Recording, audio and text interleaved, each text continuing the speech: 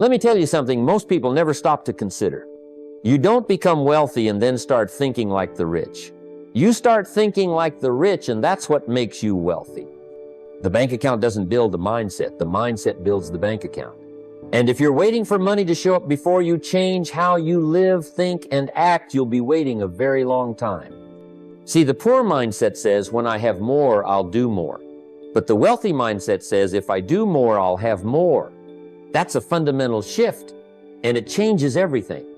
The poor spend their lives reacting to circumstances. The rich spend their lives creating them. And here's the real secret. You can start living like a millionaire today, even if you're broke. Not in luxury, but in discipline. In how you use your time, what you feed your mind, the habits you build, and the people you surround yourself with. Wealth is a mindset first and a bank balance second. So the question isn't, when will I be rich? The question is, am I living like someone who deserves to be? Because until you change the way you think, no amount of money will ever be enough. When I first began my journey, I was like most people, waking up early, staying up late, exchanging hours for dollars, and hoping there'd be enough left after bills to breathe a little. And that's where most people stay, not because they lack effort, but because they never change the way they see income. They believe income is something you chase instead of something you plant. But wealth isn't just built by hard work. It's built by smart work, by shifting from earning with your hands to earning with your mind. There came a moment in my life when I realized something painfully simple. If I stopped working, the income stopped. And that truth hit like a brick. So I asked myself, how long can I afford to stop working before everything falls apart? For most, the answer is, not long. That's not freedom. That's survival on a leash. So I made a decision. I was going to start using my earned income as seed, not fruit. Instead of upgrading my lifestyle with every raise, I started buying assets that would pay me back while I slept. A few shares of stock here, little real estate there, piece of a small business, all of it, adding up over time to income that didn't need me to show up every Monday. See, passive income isn't magic, it's discipline multiplied by time. It's what happens when you decide that some of your money is going to work harder than you ever could. And once your money works for you, you're no longer trapped by the calendar. You can choose how to spend your time because your income didn't retire when you did. I've seen people earn 6 figures a year and stay broke because every dollar was spoken for by their lifestyle. And I've seen folks with modest incomes build wealth because they planted wisely. They made their money obey rules. And one of the first was this: every earned dollar must have a job, and some of those jobs must pay me without my presence. You don't need $1 million to live like the wealthy. You need to adopt their habits early when the numbers are small. Treat your earned income like an employee works for you. Send it out into the field. Let it return with friends. And remember, true wealth begins the moment you stop working only for money and start making money work for you. When I first heard the idea of paying yourself first, I'll admit it sounded a little strange. I mean, how could I possibly pay myself when there were so many bills knocking at the door? Rent, groceries, debt, the lights, the car. But then it hit me, if I always paid everyone else first, there'd never be anything left for me. And that was the beginning of the shift. That was the moment I realized I wasn't broke because I didn't make money. I was broke because I wasn't keeping any of it. Now, I want you to think about this from a position of self-worth. If you work hard week after week, month after month, and the first thing you do with that money is hand it to someone else, what message are you sending to yourself? That everyone else's needs, everyone else's priorities, everyone else's future is more important than your own. And that's not just poor money management, that's poor self-image. So I changed that. I made a rule. Every dollar I earned, I'd keep at least a dime for me. Before I paid the bills, before I bought the coffee, before anything, 10% mine. No negotiations. And I know some people say, but what if I can't afford it? And I say, you can't afford not to. Because if you don't start the habit when the numbers are small, you won't keep the habit when the numbers are large. Trust me, I've watched people win the lottery and lose it all. Because earning more doesn't fix a broken habit. Only discipline can do that. So I opened a separate account. I called it the Freedom Fund. And every time I got paid, the first transaction went straight in there. Over time, that little account became a source of confidence. I wasn't just surviving anymore, I was stacking. And it felt good, because I knew every deposit wasn't just money, it was proof. Proof that I respected my future more than my impulses. That I was becoming the kind of person who could handle more. That I was no longer dependent on what was left over. I was deciding what stayed. And it all began with one powerful idea. Pay yourself first. Not because it's convenient, but because it's how you declare to the world and to yourself that your future is worth more than your distractions. When I first started earning money, I did what most people do. I increased my lifestyle right alongside it. Got a raise, time for a nicer car, closed a deal. Let's celebrate with a new gadget. But eventually I looked around and realized something wasn't adding up. I was earning more, but I wasn't keeping more. In fact, the gap between my income and my expenses had shrunk to almost nothing. I wasn't building wealth. I was just maintaining a more expensive version of being broke. And that's when I had to face a hard truth. Wealth isn't about how much you earn, it's about how much you keep. Spending less than you earn isn't a punishment, it's a principle. It's the foundation of financial freedom. And it begins with one powerful habit-delayed gratification. It's saying no to what feels good right now so you can say yes to what matters down the road. And yes, it takes discipline. But discipline is the bridge between intention and result. I started by creating a budget knot, a prison, a plan. I listed my fixed costs, my savings goals, my investments, and what was left was lifestyle money. If there wasn't enough to splurge, I didn't splurge. Not because I was depriving myself, but because I had something bigger in mind. I wanted freedom, not just comfort. And that meant every dollar needed a job went to build, some to maintain and some to enjoy, but never more than I earned, not once. Because when you start to live beneath your means, something incredible happens. You create margin. And margin is where magic happens. Margin lets you invest, margin lets you breathe, and margin gives you choices.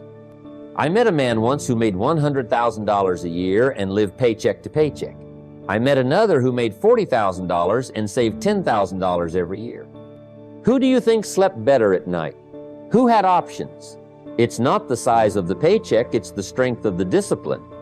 Wealthy people aren't wealthy because they spend big, they're wealthy because they think long. They value their freedom more than their image. They don't fall for the trap of more income, more lifestyle. They fall in love with the idea of more income, more assets. So the rule became simple for me. Always spend less than I earn, no matter what I earn. It's not about deprivation, it's about direction. Because freedom doesn't live in how much you make it lives and how much you keep. I learned early on that the market doesn't reward effort, it rewards value. And that was a hard pill to swallow because I was working hard. Long hours, late nights, but I was still struggling financially. And then someone said something that changed everything. You're not paid for how hard you work. You're paid for how valuable you are to the marketplace. That line hit me like a brick. Because up until then, I thought hustle alone was the ticket. But hustle without growth is just exhaustion. So I stopped focusing on working more, and I started focusing on becoming more. I asked myself, how can I solve a bigger problem? How can I serve more people? How can I improve the quality of what I offer? Because once you begin to think that way, your income starts to reflect it. The man who solves a $10 problem gets paid accordingly. The one who solves a $10,000 problem, that's a different game. I remember a time when I was selling a simple product. I was average middle of the pack. Then I decided to really understand what made that product valuable to the customer. I studied it. I learned how to present it better, how to answer objections, how to connect it to real human needs. I became a student of the process. And before long, my sales doubled, not because I begged for a raise, but because I became more valuable. You see, the marketplace is impartial. It doesn't care if you've got a great story or a big dream. It looks at what you can do and pays you accordingly. If you want more income, multiply the value you bring. And you do that by investing in yourself. Read more books, learn a new skill, master your current one, expand your network, seek feedback, improve. Because when your value increases, the marketplace can't ignore you. And here's the truth. Money moves toward solutions. The bigger the problem you solve, the more people you help, the more skillfully you deliver your service, the higher your earning potential. That's not a theory, that's a law. So if you're frustrated by your current income, don't start by blaming the economy or your job. Start by asking, how can I increase the value I bring to others? Because before your income multiplies, your value must always. When people ask how wealth is built, they often expect a secret strategy, some groundbreaking idea that will catapult them into riches overnight. But the truth is far less flashy and far more reliably its rhythm. It's repetition. It's what you do every single day when nobody's watching. Wealth isn't built in a moment of inspiration. It's built in the quiet discipline of daily habit. I learned that success doesn't show up all at once, seed accumulates. Just like a farmer doesn't reap the harvest the day after planting, wealth doesn't arrive the day after you open your first investment account, but you've got to show up every day anyway. That's why I began building what I call a daily wealth routine. And let me tell you, it changed everything. Start with 30 minutes a day, that's all. But be deliberate. Spend those 30 minutes reading something that expands your financial intelligence. Read books on investing, biographies of wealthy people, strategies for growing money. Take time to review your current finances. Know where your money is, where it's going, and what it's doing. Most people don't build wealth because they don't even look at their numbers. Wealthy people, they know their net worth like they know their children's birthdays. Use those 30 minutes to study the market if you're investing or to research opportunities. Make a call, send an email, make an offer. Wealth grows when you're active, not just aware. A routine of thinking, learning, acting, and measuring. That's how you lay the bricks of financial independence. Every day you miss, the compounding slows. Every day you show up, the momentum builds. Now, here's where most people go wrong. They wait for motivation to strike.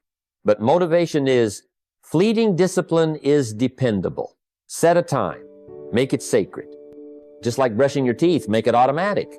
This isn't glamorous work, but it's foundational, and it builds something far more valuable than income. It builds identity. You stop being someone who wants wealth, and you become someone who lives wealth. Not by flaunting it, but by honoring the process that produces it. So don't wait for the big break. Don't wait for the perfect opportunity. Build the habit that brings the opportunity. Because if it's not part of your routine, it will never be part of your results.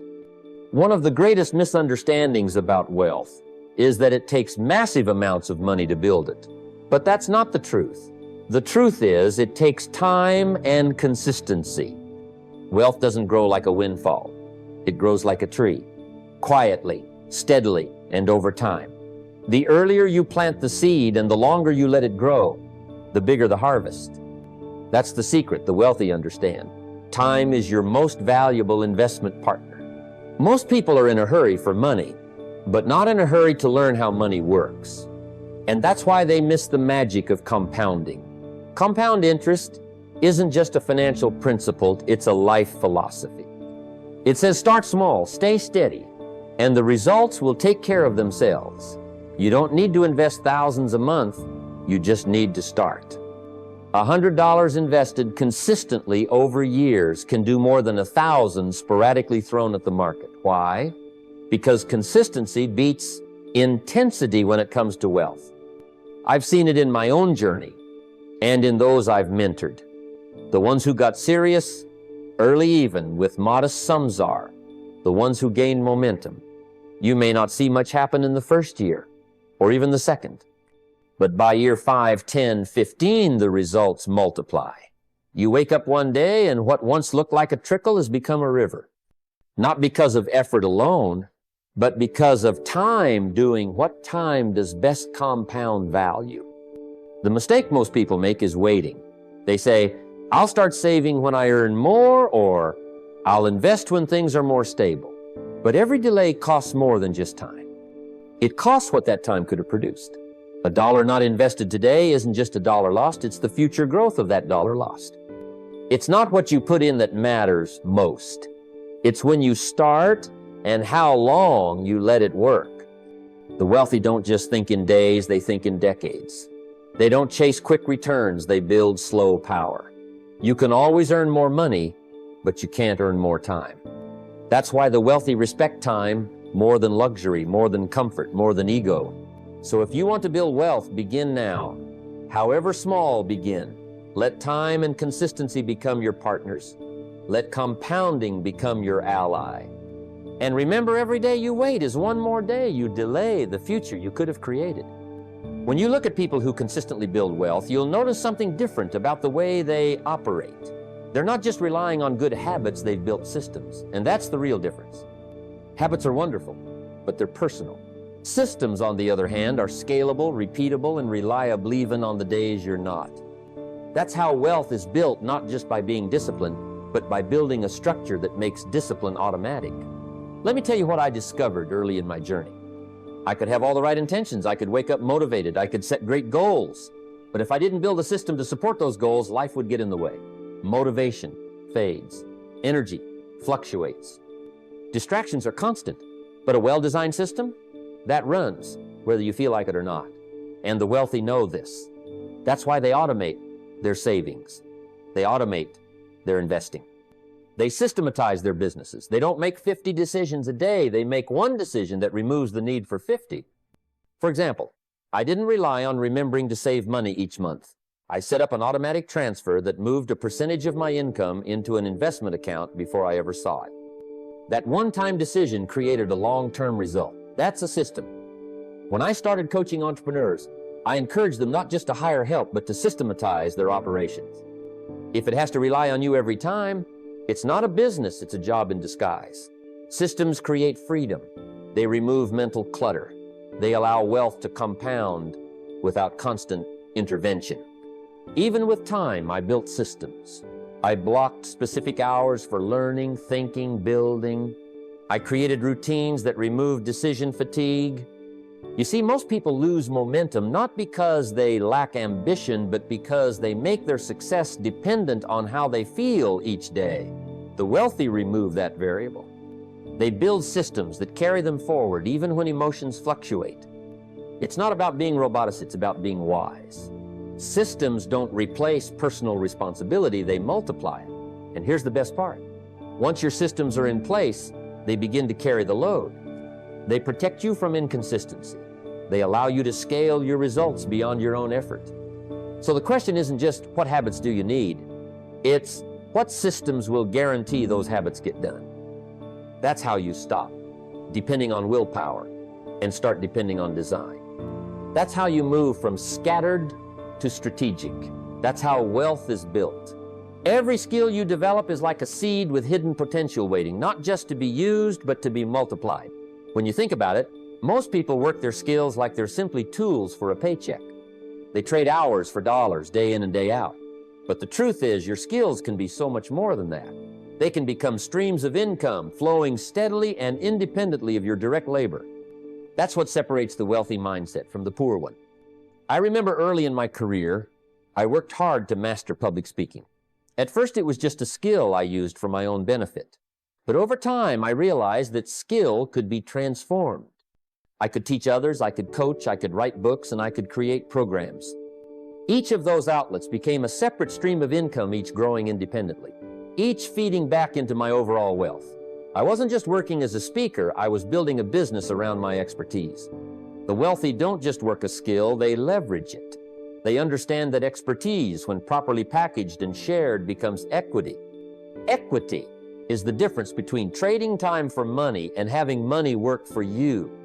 When you license your knowledge or create a product based on your skill, suddenly your income is no longer capped by the hours you put in. It grows exponentially because others are buying what you created, not your time. Take a moment to audit your own skills. What knowledge do you possess that others might pay for? How could you transform your skill into a product, a course, a consulting service, or even intellectual property? Don't limit yourself to just using your skills for immediate income. Think bigger. Think streams. Wealth is rarely created overnight, but when you begin turning your skills into streams, you create the foundation for lasting income and true financial freedom. That's the mindset shift every aspiring millionaire must make. When you look around, it's easy to see why so many get caught up in the quick fix, the immediate reward. The world tempts us with fast food, instant entertainment, and lightning-quick gratification. But here's the truth. Wealth isn't created in moments, it's forged over years, sometimes decades. The difference between the poor and the rich mindset is how they perceive time. The broke mind asks, "What feels good right now?" The wealthy mind asks, quote, "What will still be smart 10 years from now?" I remember when I was just starting out, I struggled with impatience. I wanted success yesterday, and if something didn't pay off immediately, I was ready to quit. But life has a way of teaching patience through experience. I learned that wealth is a long game, not a sprint. It's about planting seeds today and nurturing them for years to come. When you think in days, you're focused on what you can get right now, and often that means spending, consuming, or chasing quick wins. But when you think in decades, your decisions become deliberate, strategic, and rooted in vision. For instance, choosing to save and invest rather than spend on fleeting pleasures might feel like sacrifice today, but 10 years from now, that choice compounds into financial freedom. Choosing to develop skills, build relationships, and grow your business steadily will create returns far beyond any short-term gratification. You're building not just income, but legacy. I encourage you to pause before every financial decision and ask, will this choice still be smart 10 years from now? If the answer is no, reconsider. Delay the temptation, embrace the discipline.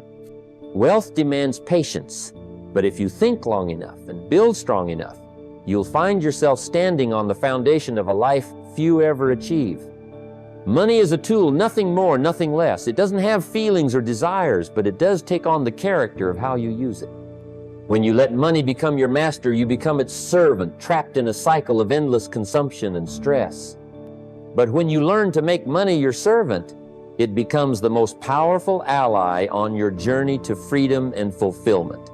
I've seen many people caught in the trap of chasing status symbol skirts, clothes, gadgets, thinking these things will bring happiness. But those things only offer temporary satisfaction and often come at the cost of long-term security and peace of mind. True wealth isn't about what you can show off. It's about what you can do with the resources you have. It's about buying back your time, creating opportunities for yourself and those you care about, and living a life aligned with your deepest values. Money should serve your purpose, not dictate it. Use it to invest in your education, support your family, help your community, or start projects that matter. When your spending reflects what you truly value, freedom, growth, impact, you'll find that money works for you rather than against you. It frees you to focus on what matters most rather than what's shiny and fleeting. I learned this the hard way. Early in my career, I chased money for money's sake and found myself exhausted and unfulfilled. When I shifted my mindset and let money serve my higher goals, everything changed. Suddenly, I wasn't working to pay bills, I was working to build a meaningful life. Remember, money makes a terrible master but an excellent servant. Treat it as your tool, not your master, and you'll unlock the true power of wealth. One of the most powerful forces shaping your life is the company you keep. Your circle reflects who you are and who you will become. If you want to build wealth, you must surround yourself with minds that think in terms of growth, opportunity, and long-term success. It's not just about wealth in dollars, it's about wealth in ideas, habits, and vision. When I first began my journey, I realized quickly that I was limited by the perspectives around me. The conversations were often about obstacles, scarcity, and complaining about what was missing. I knew that if I stayed in that environment, I would remain stuck in the same place. So, I made a conscious decision to seek out people who were building, investing, and creating. I found mentors, peers, and friends who challenged me to think bigger and act wiser. Simply by being around them, my mindset began to shift. Wealth-building minds talk differently. They focus on solutions rather than problems, on value rather than cost. They plan for the future, take calculated risks, and understand that failure is just a stepping stone to success. By associating with such people, you absorb their language, their habits, and their vision. You begin to see opportunities where others see barriers. It's important to recognize that just as wealth is contagious, so is struggle. Negative attitudes, excuses, and defeatist mindsets can pull you down faster than any external circumstance. That's why choosing your circle wisely is one of the most strategic decisions you'll ever make. Remember, the easiest way to elevate your life is to change your circle. Spend time with those who lift you up, who inspire you to grow, and who hold you accountable to your highest potential. Your environment shapes your destiny. Choose it with care. Now, as we wrap up, I want you to remember this. Your future is not a product of chance. It is shaped by the people you choose to surround yourself with. If you want to build wealth, develop a mindset that reflects abundance, growth, and resilience. Then start by changing your circle. Seek out those who challenge you, inspire you, and hold you to a higher standard, because you become like the 5 people you spend the most time with. The path to financial freedom is not walked alone. It is walked beside mentors, partners, and friends who have walked the road before you and can guide you forward. Don't wait for luck or opportunity to come knocking. Create the environment where success is inevitable. So here's your call to action. Take an honest look at your circle today. Who are you spending your time with? Are they elevating you or holding you back? Make a commitment to spend more time with wealth-building minds. Attend that seminar, join that mastermind, pick up the phone and reach out to someone who inspires you. Your growth depends on it. Remember, wealth is not just about money, it's about who you become. Change your circle, change your life. The time to start is now.